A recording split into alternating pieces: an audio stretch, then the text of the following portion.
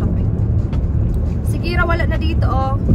Kasi nandun na siya sa kanyang lesson. So, meron kasi silang show today. So, we need to be there a little bit early.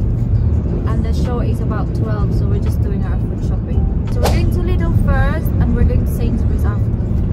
So, it's really nice there. That is a nice car. I like that car. Yeah. Nice. Medyo, every time na nag-start ako ng vlog ko ba, medyo nahihiya pa talaga ako. Medyo na-awkwardan ako sa sarili ko parang talking to camera sometimes.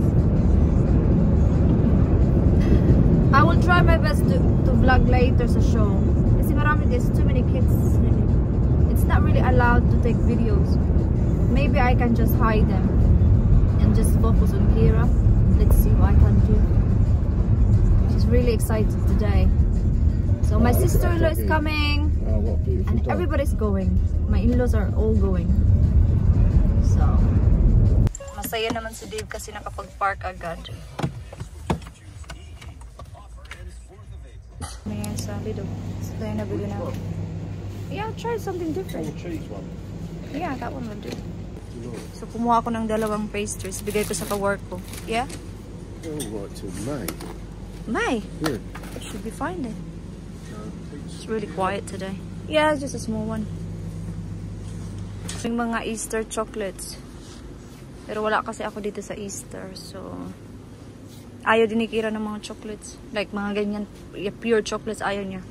Sa mga biscuit, it's fine. Marami na din akong chocolate para sa Pinas. So, ayaw ko nang bumili. That's quite nice. I was thinking to get some. Ito, dalawa.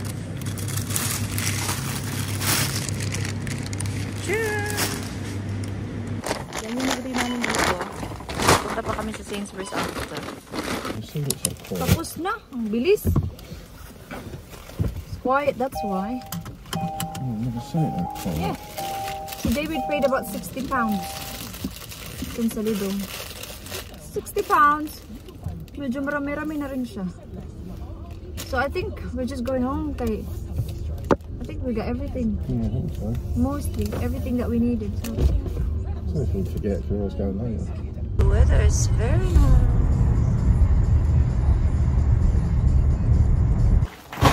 Kami, ang bigat, hindi ko kaya. Kumuha ko din ng bread, itlog, kami ng tea, ito din, blueberries, dalawang milk para sa overnight oats, dalawang normal na milk, ako nitong bean sprouts kasi noodles kami bukas. At saka itong fried egg noodles, bean liners, kasi paubos na yung aming bag para sa basura. And then shampoo. Lang. Dito sa kabila, lang si Dave ng mga yogurt para sa kanyang overnight oats. Itong raspberry, pizza. Kuha din pala ako ng prawns. So, dalawa na yung prawns. Lasagna. May lasagna. May ako na yan ayusin kasi aalis pa kami. Dave, you got loads of yogurt. Ang daming kinuha ni Dave na yogurt. Butter. Yogurt. Lahat yung mga yogurt sa taas. Broccoli dito, kaya ito. Then waffles. Pasta sauce. At saka choco spread. Patatas at saka bananas. Dave, I got bananas yesterday. I don't know, I forgot. Okay, let's put these things away. Meron pa pala dito. Put away ko muna ito, guys. At naway na kami sa Eastbourne. Actually, nandito na kami sa Eastbourne. Magkuha lang muna kami ng cash. Kasi kailangan namin mag-cash. Kasi may mga pictures doon mamaya after ng show. Kung bibili ka. So, it's better pag meron kaming cash. Just in case.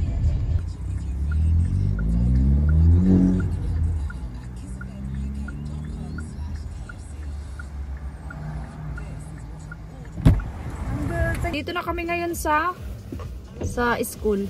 Sa labas. So, hindi pa kami pwedeng makapasok. So, 11:31 pa lang. So, makakapasok kami maybe in about 20 minutes. Yeah. Wala pa din dito yung mga in-laws ko. Maybe they're on their way now, isn't it? Problem naman. Excited na kami makita si Kira.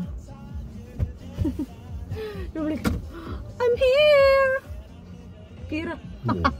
Tapos na guys. Oh my god, that was good. I will show you the picture.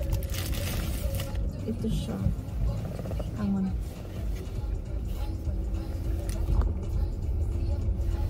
Ito siya. Diba? Galing-galing talaga ni Kira. May video ako pero hindi ko siya isali dito. Pero magaling kasi talaga si Kira sa performing. Kaya ito yung gustong-gusto niya talaga sa lahat ng lesson. So, pupunta kami sa Harvester kasi magla-lunch kami. Diyan lang muna yan. Gutom na din ako. I'm hungry. Are you hungry? Yeah, That's a bit. By the way, suot ko na pala yung binigay ni Kira nung Mother's Day. Ang ganda niya. Thank you! Actually, silang dalawa ni Dave. Ang ganda talaga niya. Diyan kami kakain pero walang parking. So, yan yung pangalan ng kakain namin. So, nalipat kami doon sa kabila. Kasi walang car park. I mean, walang space. May car park pero walang space. Ayusin mo kasi generous yung pagkatagalog mo. Hindi yung Tagalog mo pa ano-ano. Pag uli gani ko, I will speak Bisaya gyud. Pag uli na ako mag-vlog ko Bisaya kay kapoy magtagalog sakit sa tutunlan. No? Kapoy magtagalog guys. Yeah. No. So tapos na kaming nag-lunch. Tapos na kaming kumain. That was good.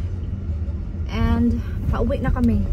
Punta kami kila in-laws kasi Yeah. pakain kami ng cake.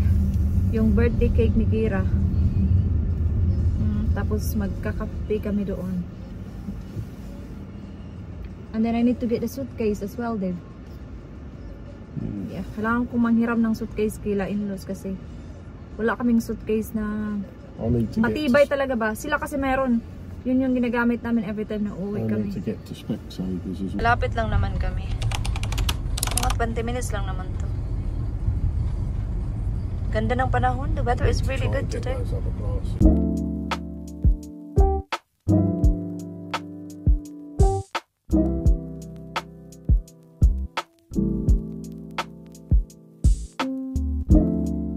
Nakauwi na kami guys. Kanina pa mga an hour ago.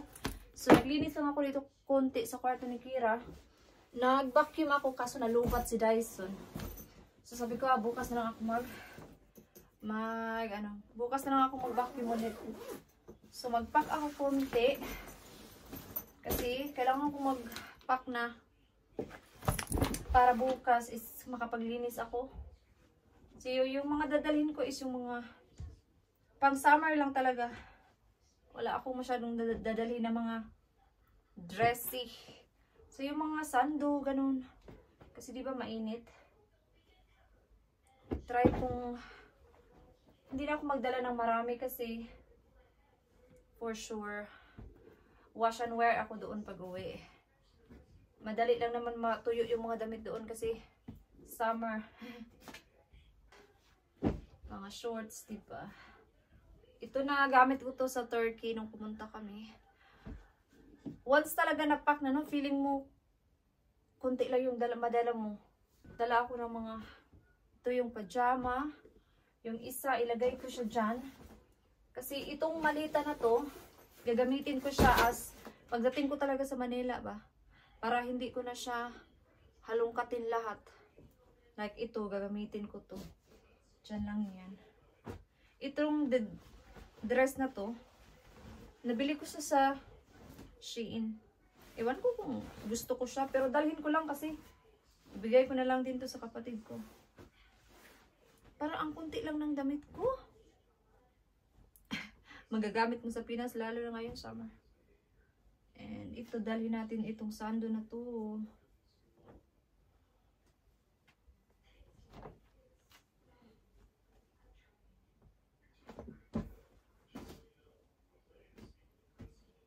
itong dress na to parang mainit to sa Pinas. Pero, dalhin ko lang pang gabi. Pagpupunta kami sa town, gamitin ko yan. So, ito yung mga dala kong chocolates. Hindi na ako nagdala pa ng marami kasi, di ba? May LBC naman ako na dumating this week lang. So, yan lang yung dala ko. Yung sa mga Pasko yan, actually, mga bigay-bigay ng Pasko. And then, so far, ito pa lang yung damit ko. Kulang pa siya. Diba? So, itong sapatos na to is para sa papa ko. Binili ko siya sa Amazon. Ito kasi yung brand na binili ko dati. And nagustuhan niya kasi. So, pang-apat niya na to.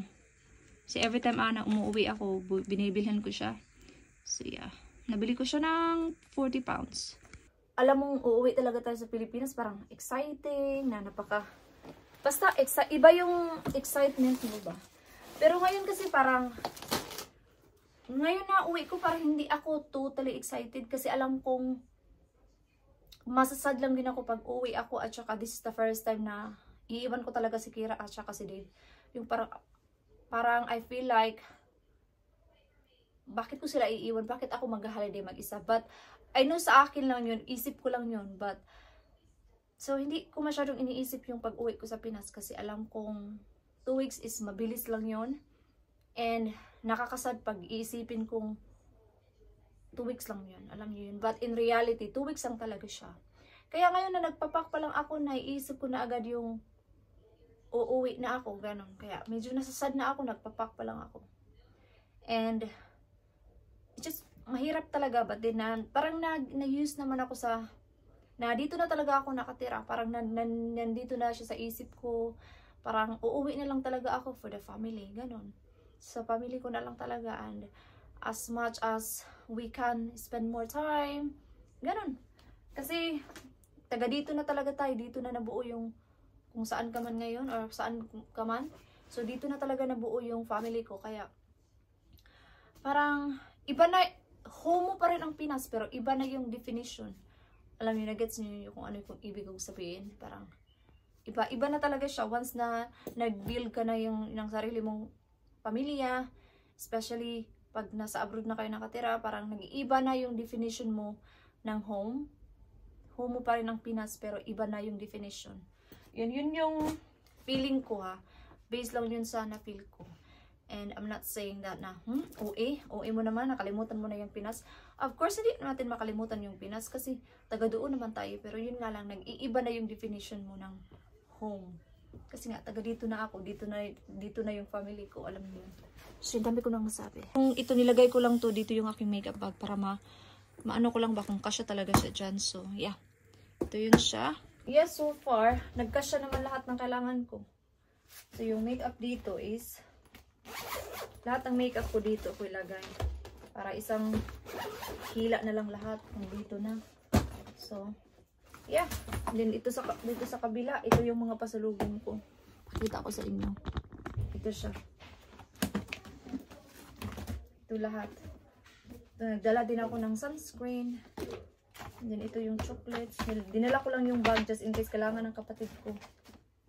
Then, dinala ko lang din yung dress ko. Pero, ibigay ko din to sa kapatid ko. Hindi ko na to dalhin pa uwi. Kasi, hindi ko naman yan masyadong sinusuot din dito. Kaya, ibigay ko na yan sa kanya.